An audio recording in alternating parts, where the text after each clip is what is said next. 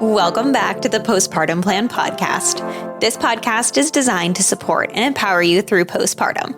Whether you're expecting, in the early postpartum days, or beyond, this space is for you. I'm your host, Madison Fugere, a dedicated postpartum doula and pediatric sleep consultant, striving to help parents feel confident and supported in their parenting journey. Each week, I'm sharing practical tips and expert advice to help you navigate all the postpartum things with confidence. Well, as much confidence as you can. Let's embark on this journey together, making your parenthood as serene and supportive as possible.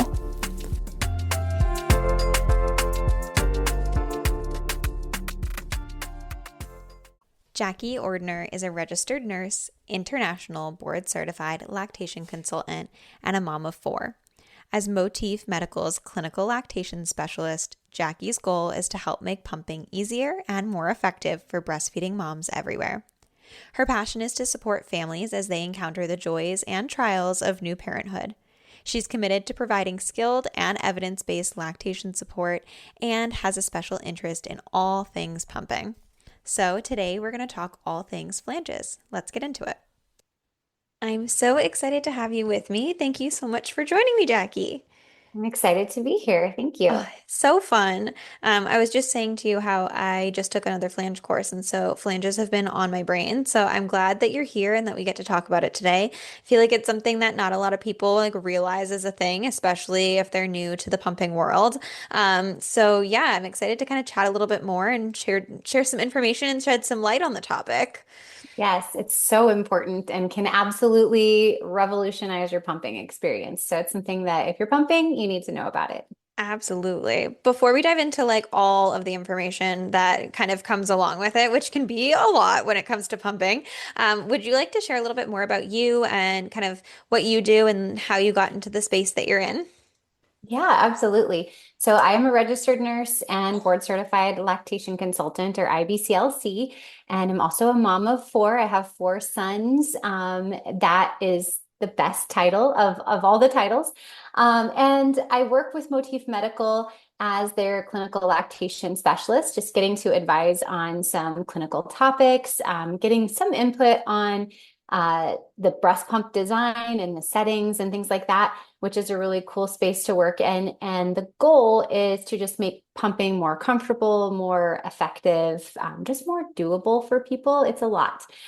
So I also work in private practice after having worked in the hospital, WIC clinic setting. And even before I became an IBCLC, every opportunity I had as a nurse to work with families who were pregnant or, young parents, that's where I wanted to be. The babies and the moms are my jam. So currently working in private practice and supporting people in my community, which is lovely because I get to do insurance accepted visits for them. And then I love working with Motif just to make pumping hopefully better for I love everybody. that. That's awesome. That's so cool. And I think it's so true. It's so overwhelming and it's so much information. So for people to be able to have somebody like you, especially somebody that takes insurance, because I know that's a big thing for a lot of people, it is so, so helpful. I have some clients who literally I'll stress how important it is to meet with a lactation support system, and they will preemptively schedule a appointment to have somebody come a week after baby's born or whatever. Yes. And I had a client recently who even said, she's like, our thing is our breastfeeding journey is working really well so far, but I still have them coming because I just want to know, give them a baseline of this is where we started. And I was like, yes, I love it. You have a system, you have a village. It's great. Yeah, get that check-in. It's so much of my job is yep, that's normal, or no, that's something we need to worry about. And Right. there's so much information. Moms are so informed, but it's hard to sift through the information. So Yeah. having that professional there to tell you which part applies to you is so helpful. Absolutely, absolutely. And I think we hear so much about when it comes to pumping and breastfeeding too, oh, well, it just hurts for a little while and then you feel better. And we Mm, start, or oh, it's it's meant to hurt, which I feel like I'm stuttering right. saying because I feel like I know that it's not true, right? Right. But Yes. you hear so many people saying, especially generationally, right? I think that so many grandparents are coming, they're like, oh yeah, it always hurt when I did that, or oh, my nipples always bled, or Right. Yeah. whatever. But I think that especially with pumping, that's where it comes in when we talk about, okay, well, like maybe there's something else going on that you need to adjust, right? So when Yes. people say that pumping's uncomfortable, and it can be if you're not using the right options, right? So that's kind of where the flange stuff comes in, right? Yeah, just because it's common, pain with pumping is common does not mean it's normal. So don't settle for that. Yes. Um, when I hear that pumping is painful, the alarm bells go off in my brain immediately for flange size. Yeah. So it could be other things, but literally 9 times out of 10, it's just the wrong flange size. Yeah. And we can adjust that so easily. So it is so important to not just accept, oh, this is going to be uncomfortable. And people have this idea of what a standard flange is because that's what's traditionally come in the box with the breast pump.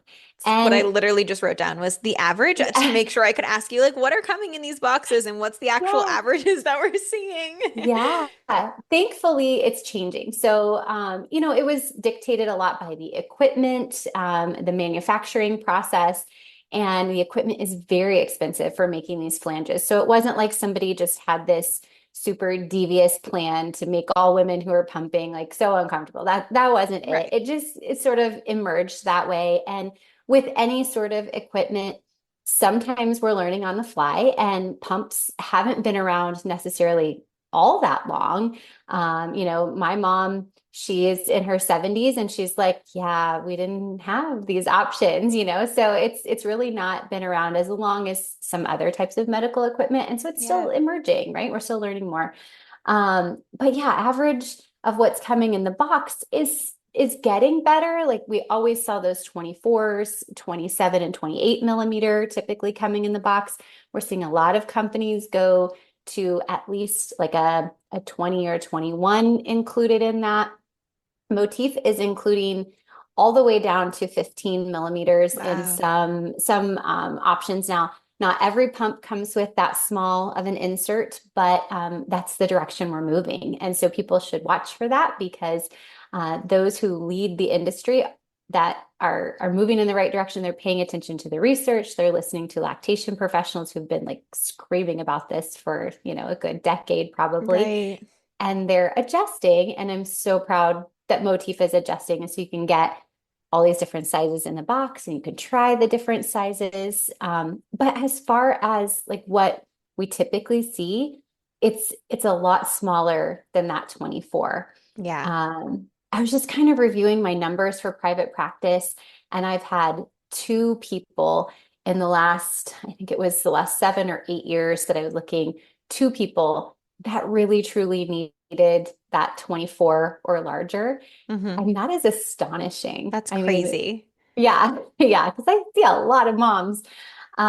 So, most people are going to be 17 millimeters or smaller, Yep. and it's not cut and dry. So, I always, I'm kind of a type A person. I like to have this formula and check Yeah. boxes and like we do this exact thing and we'll get this exact result. Right. And probably in the flange class that you took, you're probably hearing like, oh, it's just not cut and dry. We have to do a little bit of Yeah. trial and error, and everybody's tissue responds differently, right? Nipples Right. come in different shapes and sizes and textures.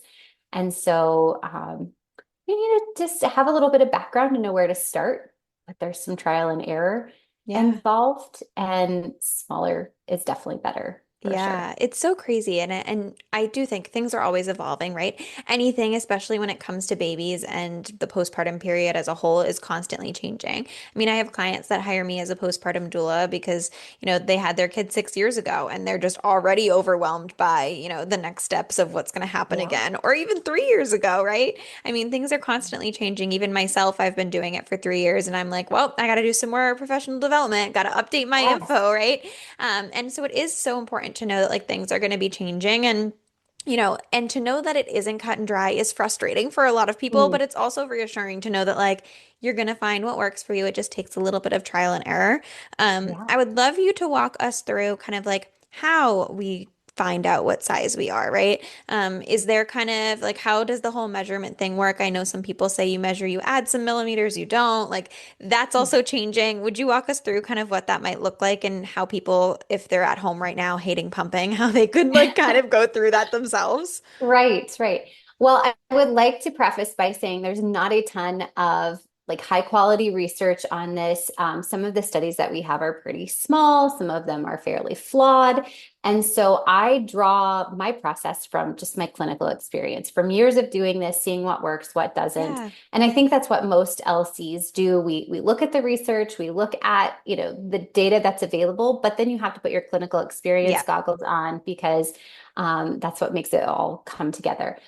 So you want to measure the nipple, and I like to get a couple of measurements. I like to look at the base. So that is just where the nipple starts to stick out from the skin. We're not measuring the areola or the dark part that's behind the nipple. We're not measuring, just for your audience, if they're not used to this anatomy talk, we're Yeah. only measuring the part that sticks out and right at the base. And that can be tricky to find for some people because for some of us, it's like, the breast is like a perfect round basketball with a nipple on it. And it's easy to see that demarcation. For other people, it's a very gradual change from the Right. areola to the nipple. And so that can be kind of tricky. So I like to also grab a measurement maybe at the nipple tip and kind of just look at those two measurements together. Is there a big discrepancy? Or, is it like 3 or 4 millimeters between the base and the tip? Most often it's not a big Right. discrepancy. And so that gives us kind of a range to start with. And it's I love to start with right on the measurement as just a general place for people to know, okay, well, I know what my measurement is. Do I add? Do I not? Start Right. with that exact measurement as close to that nipple size as possible. And then try a size bigger, try even a size, a millimeter smaller if you found that it was difficult to get that measurement so that Yeah. you're, giving yourself some grace in case you didn't get it right on. Yep. But usually people are finding within just a couple millimeters of that actual nipple measurement is the comfy spot. And the measurement is only a guide. So it doesn't have to be, oh, I measured X number of millimeters, I add or don't add, and like that's Right. exactly my size, but it's a starting place, right? Yep. So if you're measuring 13 millimeters, you're not going to start with a 21 millimeter flange. Right. And then you want to do a pumping trial. You want to try those different sizes. You want to see, how does my tissue respond? Am I seeing my areola being sucked down that flange tunnel? Spoiler, we don't want to see that. You just want to Right. see the nipple tissue itself moving. And is it painful? That if it's painful, red flag, we don't want to use it no matter what it looks like. If it's causing pain, it's not the right size. Now, should we be using lubrication while we are kind of doing that? Some people love to, some people don't. And I want to know if that affects kind of that pain response. Because obviously, for some people, it feels more like a chafing or like if they're Sure. experiencing that. Does that affect the pumping output? Hey guys, it's Madison. Yeah, I'm here interrupting myself, but I wanted to take a minute to talk about something that can feel so overwhelming as a parent: sleep. So, if you are in the thick of the sleepless nights, struggling to figure out how to get your baby and yourself to get more rest, then I want you to know that you're not alone. Here's the thing: if what you're doing is working for you, great, keep doing it. But if it's not, there are resources to help, and I'm happy to be one of them. As a certified pediatric sleep consultant, I work with families to create personalized sleep plans that actually make sense for your current and unique situation. No cookie cutter advice, just practical strategies that match your parenting style and your child's personality. Because let's be real, sleep is not a luxury, it is a necessity. So if you're ready to make a change, I'd love to help. You can book a free sleep connection call on my website, www.serenemomentsdoula.com, or reach out to me on Instagram at serenemoments.doula. Yeah, that's a great question. I actually am not a fan of using lubricant we should be able to get a comfortable fit without that. Okay. Now, there are, always an exception to the rule. I have had some moms where it's like, okay, I feel like you're really fitted well, but their tissue is just a little bit more sensitive, or maybe it's like the material that they're pumping with. But Okay. in general, we want to get it comfortable without Without. the Okay. lubricant. Great to know. Yeah, and the nipple should feel like it's just moving. We used to say moving freely. That's not really accurate because your nipple doesn't move freely within baby's mouth. We need that stimulation on the nipple tissue, all of the nipple tissue, to really get a response, like a Mm, oxytocin response and milk release, and also just to make the pumping effective. But right. it shouldn't be painful rubbing or chafing or creating like blebs or blisters, anything like that is a red flag. Okay. You do have to consider, what was the nipple condition before? If your nipples were damaged before, it can make it kind of tricky because it's hard to determine, am I just still sore from, maybe a latch that's not great or from previous pumping damage, or is it the actual flange size that's causing me to be sore? Right. Yeah. Right. I feel like there's so much to it, and it's hard sometimes when people are already like in pain from whatever they had been doing and are now trying to switch it up a little bit. So is there a Mhm. certain amount of like times people should be attempting or to be using a pump flange size? Like, should they be trying like a handful of times on something, or is it one of those things where most people put it on and after a couple of minutes they're like, yeah, nope, this isn't it. It's usually pretty immediate unless you've had, more long-term nipple damage and we're trying to Yeah, heal that. And of course, in that situation, I would say work with a lactation professional who can right. kind of walk you through that process individually. But on a whole, in general, it's pretty immediate. You pump for a little bit and you should be able to tell, is this comfortable or not? And the milk output matters too, right? Comfort, Right. yes, that's like the top level, what, is most important, but the output matters too. We should be seeing easy expression of milk. It shouldn't feel like, you're working so hard for every drop, or it takes forever to get a letdown. If you're getting a letdown with your baby, or you're not noticing that that's a problem with other stimulation and it's only the pump, chances are it's the flange It's the pump. size again. Yeah, that's Okay. not stimulating you correctly. Mhm. That's good to know. I didn't mention earlier too. Um, if your nipples are really swollen to start with, because maybe you've not had the correct flange size, that can impact your measurements and kind of Mm, impact your starting place.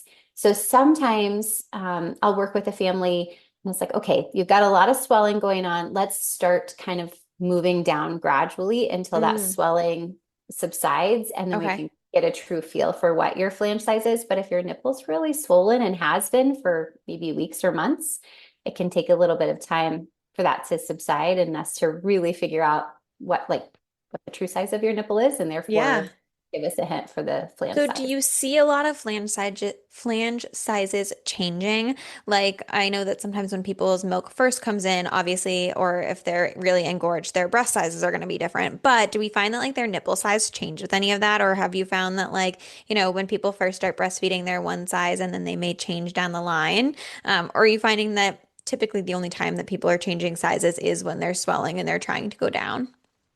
No, I find that it changes with any sort of hormone fluctuation. Mm, So certainly when the milk comes in, and then maybe that first 2 weeks while we have kind of some extra engorgement going on, it's not always extra milk. A lot of times it's just the inflammation process while all the ducts and glands are getting geared up to make milk for the long term. We can yep. see that affect the nipple. Certainly, if you're really engorged, it can pull the nipple kind of tight and shorter. It can affect Okay. how it's moving in the flange tunnel. So, anytime we're seeing kind of fluctuations with milk supply in that way, or engorgement, it can affect the nipple shape, size, how it moves.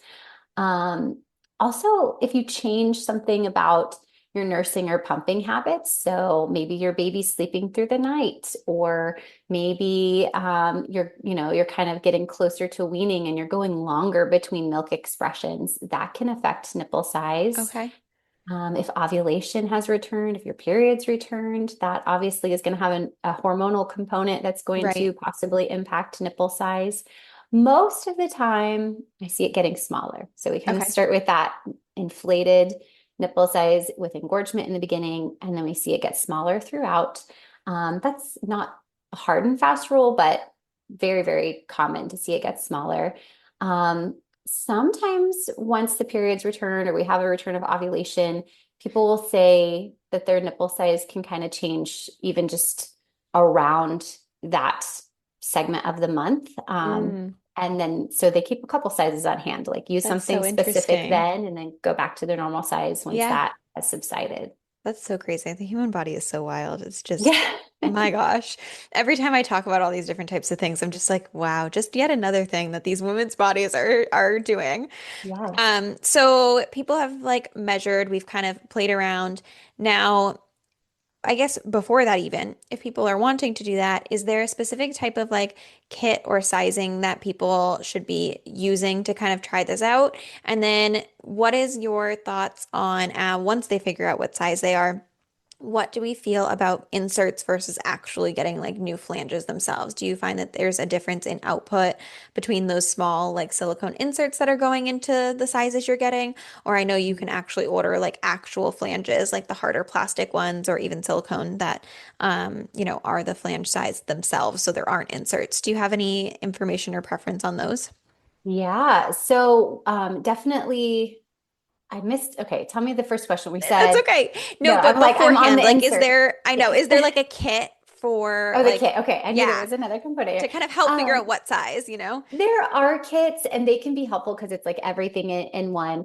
But honestly, all you need is a ruler or like a Okay. seamstress tape. It's totally fine as long as you have millimeter markings, or you can even, convert centimeters to millimeters. It's fine.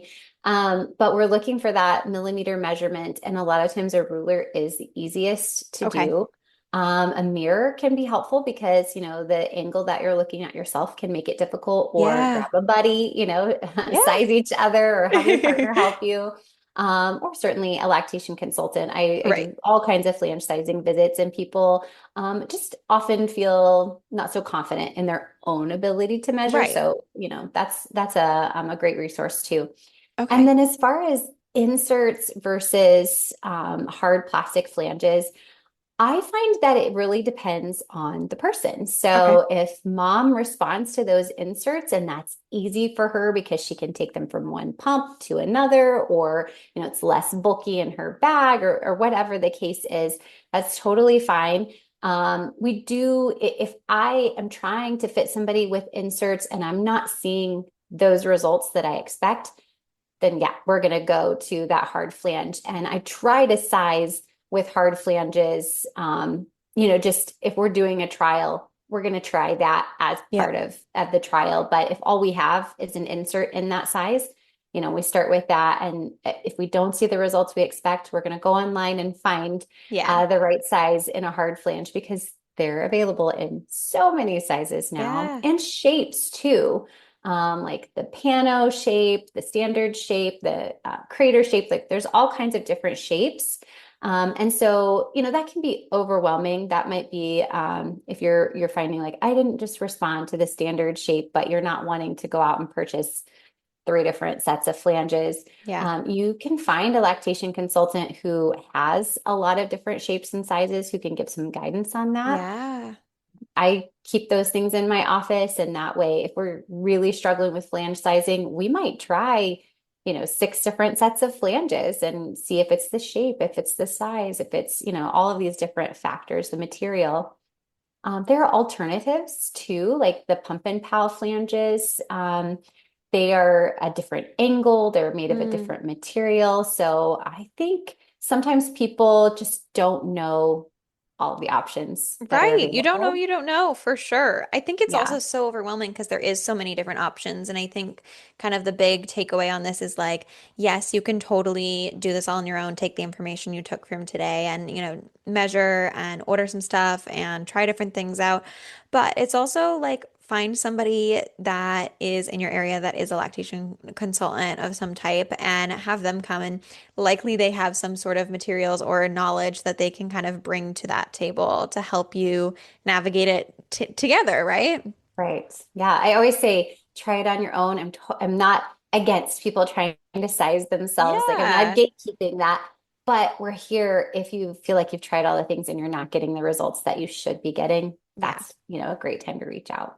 I think so. I think people are so heard and so told that, pumping it's okay if it hurts a little bit. It's okay if this and that. And I think being able to now hear, hopefully, no, it shouldn't be hurting you, and there are other options, and we can fix this. I think also gives a lot more people who may not have breastfed for as long more hope and opportunity to do that if they want to. So I love Yes. that you kind of have all that information to share with us. So thank you for doing that today.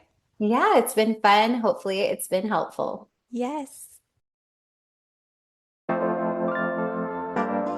Thank you so much for tuning into the Postpartum Plan podcast. I hope that today's episode brought you support, relatability, and valuable insight. Remember, you're not alone on this journey. If you enjoyed the show, please subscribe and leave a review and share with any of your prenatal and postpartum friends and family. Your feedback helps us reach more parents seeking support. And if you're looking for additional resources, please feel free to connect via Instagram at Serene Moments Doula for constant information, tips, and tricks, or check out my website, www.serenemomentsdoula.com. See you next week.